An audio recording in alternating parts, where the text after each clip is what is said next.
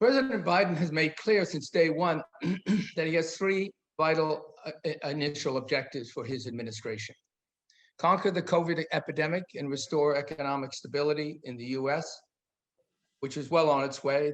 The legislation passed, and we're certainly vaccinating everyone and getting people into people's hands. And we've announced a 6% expected growth rate for this year.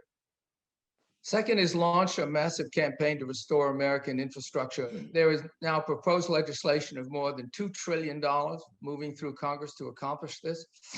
Both these first two initiatives have involved substantial support, of course, of the third initiative. And just a comment about the Build Back Better, we recently had some, parliamentary, if you will, reinforcement for our being able to pass this new legislation to Build Back Better. So the confidence in being able to do it has gone up. But finally, as I said, the initial support for the third initiative is really behind climate. We've rejoined the Paris Climate Accord, which was important to Biden, and we encourage ambitious goals for the U.S. and, of course, the rest of the world to achieve net zero emissions by 2050 and keep global warming to no more than 1.5 degrees.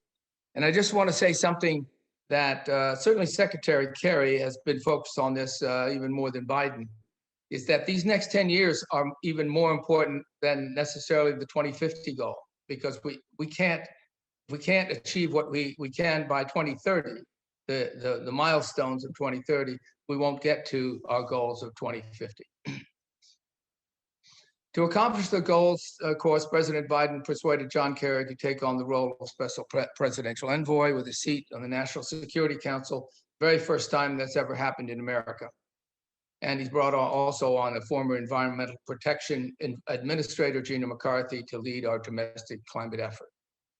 Invitations now have gone out to the international community to join a two-day leadership summit on April 22nd, our Earth Day. At the summit, we plan to announce a significant and ambitious U.S. nationally determined commitment. As you know, John recently made a brief trip to Brussels and London and France, really the first significant figure in the Biden administration to travel. It's not so easy to travel these days. Of course, it's hard stopping him. And he was greatly encouraged by the meetings he had and by the warmth of his reception. In addition to encouraging climate ambition wherever possible, we're also focusing on the financing of investments in support of a green economy.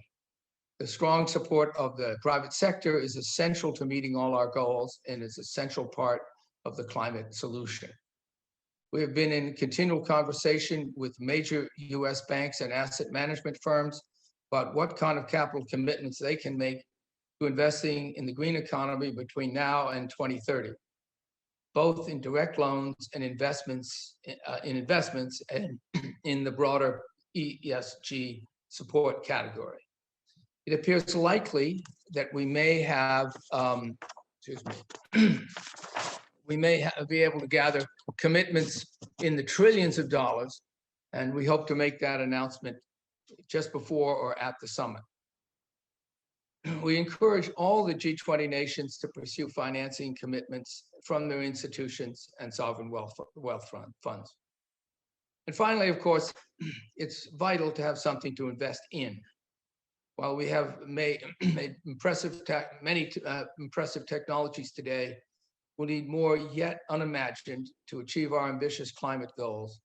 And if any of you have read, and I recommend you do, read Bill Gates's book, his stress on innovation is paramount. He says we really can't get there without robust innovation of new technologies.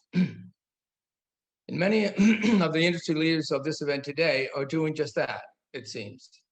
From hydrogen fuel to nuclear fission to carbon capture and beyond, we're all very excited to see Italian ingenuity at work developing low carbon technologies of tomorrow. And I very much hope that ingenuity, along with investment, will be flowing both ways across the Atlantic.